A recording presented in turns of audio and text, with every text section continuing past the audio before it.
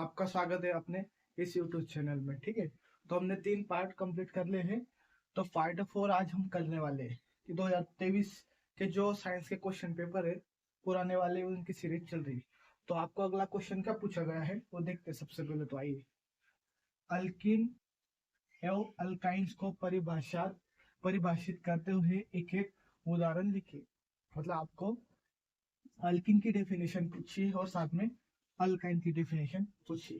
तो सबसे पहले अल्किन क्या होता है ये देखते हैं। क्या बोला है उन्होंने अभी, अल्किन क्या होता है, मतलब अगर दो कार्बन है सपोज, उनके बीच में जो बनने वाला बॉन्ड है वो द्विआवेश से बनता है। क्या बोला मैंने कि दो कार्बन तत्वों के बीच बनने वाला बॉन्ड दो द्विआबंध होता है, उसे हम क्या कहते हैं, अल्किन कहते हैं। फिर से रिपीट कर रहा हूँ, दो कार्बनों के बीच में बनने वाला आबंध दो बॉन्ड बनाता है, मतलब दो आबंध बनाता है और उसी को द्विआबंध कहते हैं।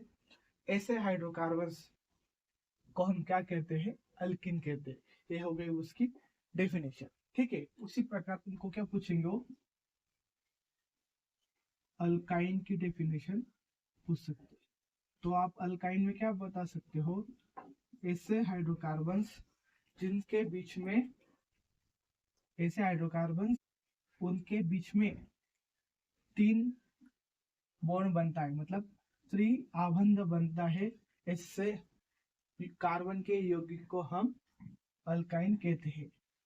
क्या बोला मैंने फिर से, दो कार्बन के बीच में त्रिआबंध बनता है, इससे यौगिक कार्बन और हाइड्रोजन के, उसे हम क्या कहते हैं, अल्काइंस कहते हैं। ये इसकी डेफिनेशन आप बोल सकते हो कि सिंपल भाषा में ऐसे बोल सकते हैं, कार्बन कार्बन के बीच में अगर ट्रिपल बॉन्ड बनेगा तो उनको हम क्या कहेंगे, उस यौगिक को अल्काइन कहा जाता है।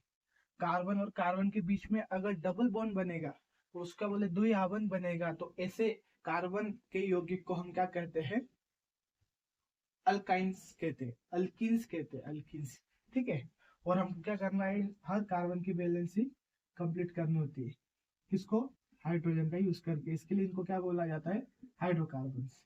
और ये दोनों कैसे हाइड्रोकार्बन है, असतत हाइड्रोकार्बन, क्योंकि एक में द्विआबंध है और एक में 3 आबंध बनता है। ठीक है, और इसमें कितना लगाना है आपको, और कार्बन की वैलेंसी कंप्लीट करना है।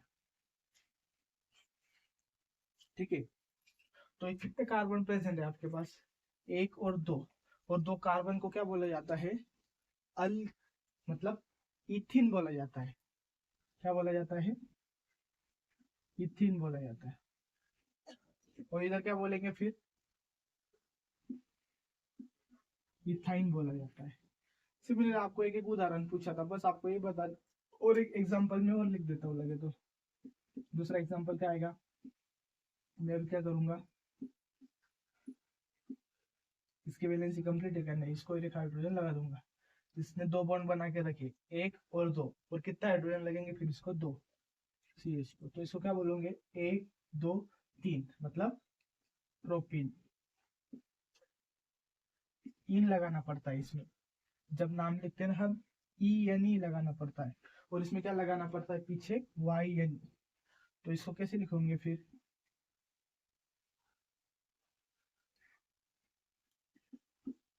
इस कार्बन की वैलेंसी कंप्लीट, तो साथ में CH, तो इसको क्या बोलोगे आप, प्रोपाइन, मतलब ENE लगाना होता है। आई होप सो आपको समझ में आया। फिर से आपको एक बोलता हूँ, ऐसे हाइड्रोकार्बन्स जिसमें 2 कार्बन के बीच में बनने वाला आबंध द्विआबंध होता है, ऐसे कार्बन के यौगिक को हम अल्किन कहते हैं। सिमिलरली ऐसे हाइड्रोकार्बन्स जिसमें 2 कार्बनों के बीच में बनने वाला बॉन्ड आबंध 3 आबंध होता है। क्या होता है, 3 आबंध, ऐसे कार्बन के यौगिक को हम अल्काइन कहते हैं। और इसके तो उदाहरण कौन से है, अल्किन्स के, इथीन और प्रोपीन, और इसके कौन से, इथाइन और प्रोपाइन। इसी तरह हम लिख सकते हैं ब्यूटाइन, पेंटाइन, हेक्साइन, ऐसे ऐसे सीरीज चलते हुए जाएंगे, और इसको ब्यूटाइन, पेंटाइन, हेक्साइन इस प्रकार लिख सकते हैं। तो आई होप आपको समझ में आया होगा। अभी देखते हैं हम नेक्स्ट क्वेश्चन क्या दिया है। तो पूछा क्या गया है, पूछा गया है कि अल्केन सजातीय श्रेणी के किन्हीं 4 सदस्य के नाम पूछा है आपको, नाम, अनुसूत्र भी पूछा है और साथ में उनके संरचना सूत्र लिखिए, आपको संरचना का सूत्र भी लिखना है। तो सबसे पहले आप क्या समझिए, अल्केन सजातीय श्रेणी क्या होती है, इसका मीनिंग क्या होता है। सजातीय श्रेणी जैसे आपको सुना होगा, अल्केन क्या होता है, ये क्या होते हैं, सतत यौगिक होते हैं कार्बन के, और उसमें क्या पाया जाता है, कार्बन कार्बन के बीच में सिंगल बॉन्ड बनता है। तो उनके जैसे एक कार्बन है तो उसमें कितने हाइड्रोजन हो सकते हैं, 4 हो सकते हैं। क्यों, क्योंकि कार्बन की वैलेंसी 4 होती है, तब जाके वो क्या बनता है, मीथेन, और उसको क्या बोला जाता है, मीथेन। फिर उसी तरह जैसे भी अगर पहले में मीथेन है तो इसमें क्या होगा, पहला नाम क्या आएगा उसका, मीथेन, ठीक है, मीथेन हम ऐसा बोल सकते। तो आगे का दो नंबर, अगर आपके पास 2 कार्बन है तो कितने हाइड्रोजन लेंगे हम, उसको क्या कहा जाता है, सजातीय श्रेणी। मतलब एक एक हाइड्रोजन को बढ़ाते जाना है और उनकी वैलेंसी कंप्लीट करते जानी है, किसके हिसाब से, हाइड्रोजन को बढ़ाते। जैसे कि अगर कार्बन की संख्या 2 है, C2 बोला, तो हाइड्रोजन कितने आने चाहिए, 6, क्योंकि तभी वो क्या हो जाएंगे, बैलेंस हो जाएंगे, और इसको क्या बोला जाता है, इथेन बोला जाता है। तो क्यों ये सब क्या है,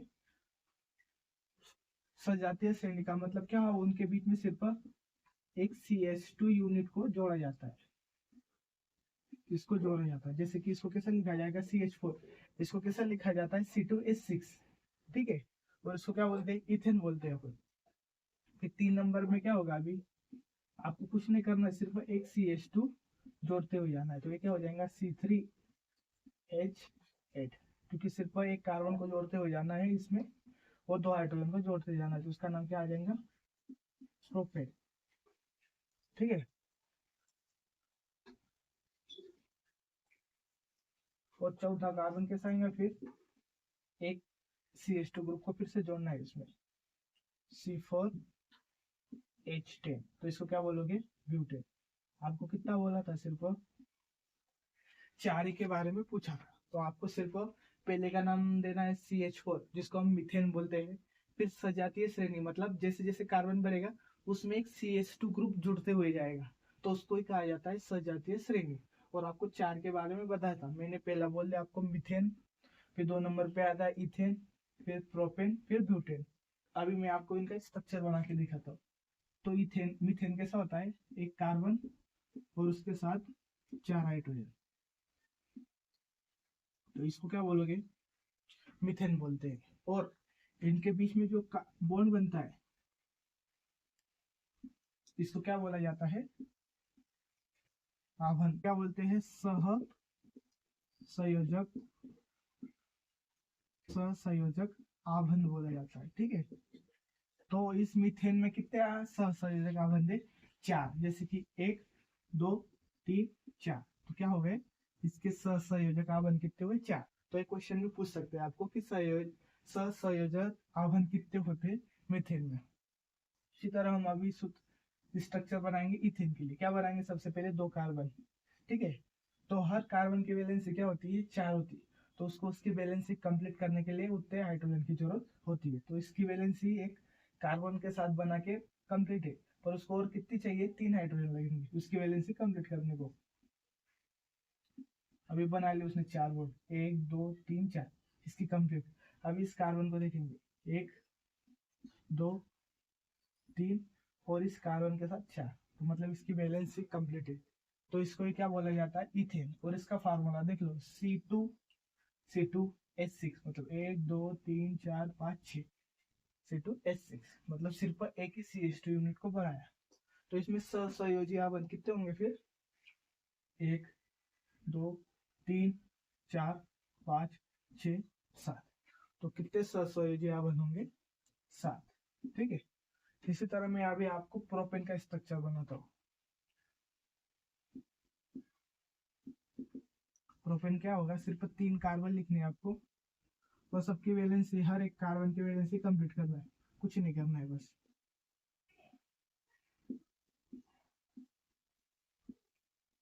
ये हो गया आपका प्रोपेन का स्ट्रक्चर। क्या बोला है? C3H8, 1 2 3 कार्बन और हाइड्रोजन कितने गिन लो, 1 2 3 4 5 6 7 8, मतलब C3H8 जो स्ट्रक्चर बताया है हमने वो सही है। और इसमें सहसंयोजक आवन कितने होंगे फिर गिन लो, 1 2 3 4 5 6 7 8 9 10, मतलब सहसंयोजी आवन कितने होंगे फिर इसमें 10 हो जाएंगे। ठीक है, सहसंयोजक आवन कितने हो जाएंगे 10। अभी मैं आपको बना के दिखाता हूँ ब्यूटेन। ब्यूटेन का आएगा 4 कार्बन, बस आपको सिर्फ वैलेंसी कंप्लीट करनी है।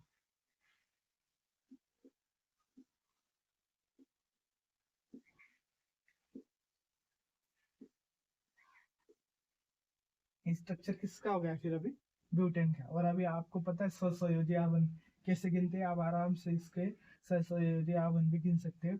और इसका सूत्र क्या हो गया? C4H10, किसका? ब्यूटेन का। तो इस प्रकार इस क्वेश्चन को भी हमने सॉल्व कर लिया। अभी देखते हैं अगला क्वेश्चन क्या दिया गया आपको।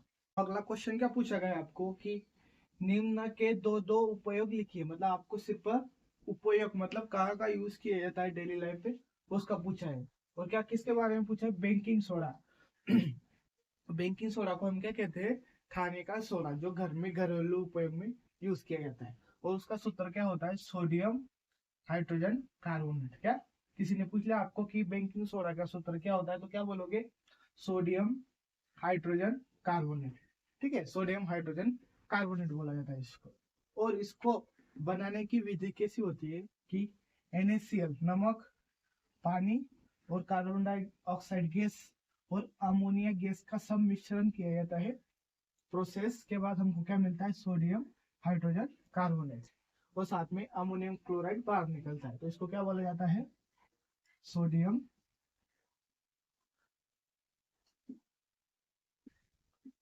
Hydrogen carbonate. ठीक है, इसका उपयोग घर में भी यूज किया जाता है, घरेलू कार्य में। और ये थोड़ा क्या होता है? क्षारीय होता है, मतलब इतना प्रबल क्षारीय नहीं होता है, पर इसका थोड़ा सा क्षार की तरह अपना कार्य करता है। इस समझिए इसको कैसा कार्य करता है? क्षार की तरह काम करता है, मतलब किसी को उदासीकरण मतलब उदासीन करने का कार्य करने के लिए इसका उपयोग किया जाता है। तो सबसे पहले बेकिंग सोडा का है कि यह उदासीकरण रिएक्शन में यूज किया जाता है, मतलब किसी को एसिडी हो गई तो उसको बेसिक करना है अपने को, मतलब न्यूट्रलाइज करना है किसी चीज। अगर अगर अपने पेट में कुछ खाने के बाद अपचन हो जाता है तो क्या हो गया उसका कारण? कि अपने अंदर एसिडिटी बढ़ गई। तो एसिडिटी को कम करना मतलब उदासीकरण मतलब न्यूट्रलाइज करने के लिए किसका उपयोग किया जाता है?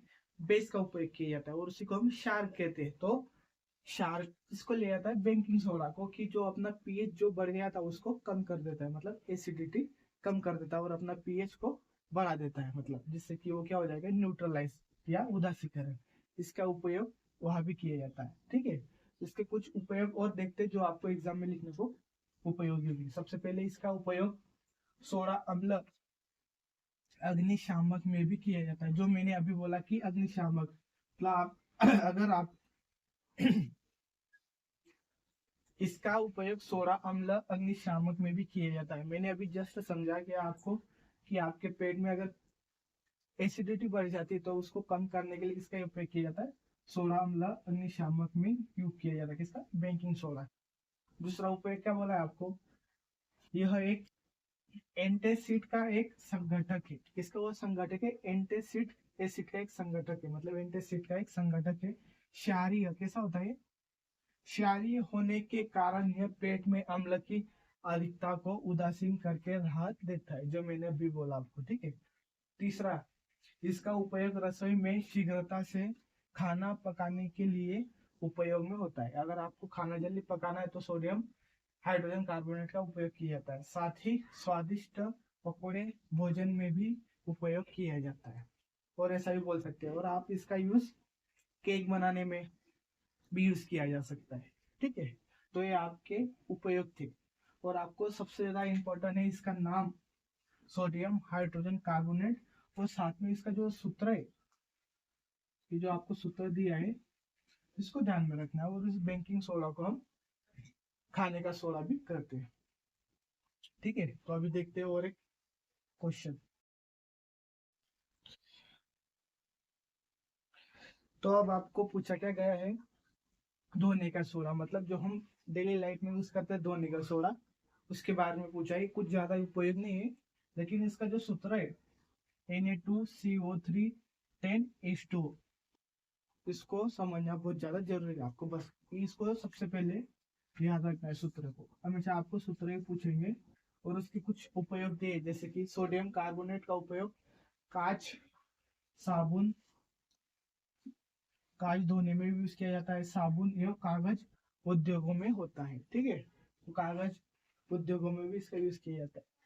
और सेकेंड क्या बोला, इसका उपयोग बोरेक्स, क्या बोला आपको, बोरेक्स, बोरेक्स जैसे सोडियम यौगिक के उत्पादन में भी होता है। बोरेक्स पाउडर होता है कि आपको हायर क्लासेस में पढ़ने को मिलेगा, पर अभी इतना ध्यान में रखना, बोरेक्स बनाने में भी इसका यूज किया जाता है। ठीक है, और तीसरा बोला है इसका उपयोग घरों में साफ सफाई के लिए होता है। ये तो निम्न बात है। जल की स्थायी कठोरता को हटाने के लिए उपयोग होता है, जैसे कि जल में मैग्नीशियम और कैल्शियम के होने के कारण बहुत कठोरता आ जाती है, तो उनको हटाने के लिए भी किसका यूज किया जाता है, धोने का सोडा। तो आपको बस धोने के सोडा के बारे में इतनी जानकारी होनी चाहिए। तो देखते हैं अभी नेक्स्ट क्वेश्चन।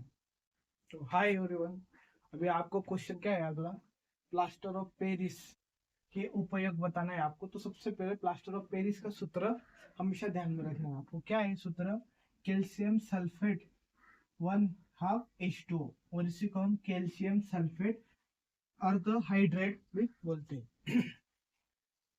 क्या बोलते हैं, कैल्शियम सल्फेट अर्ध हाइड्रेट। तो इस फॉर्मूला को हमेशा ध्यान में रखता है।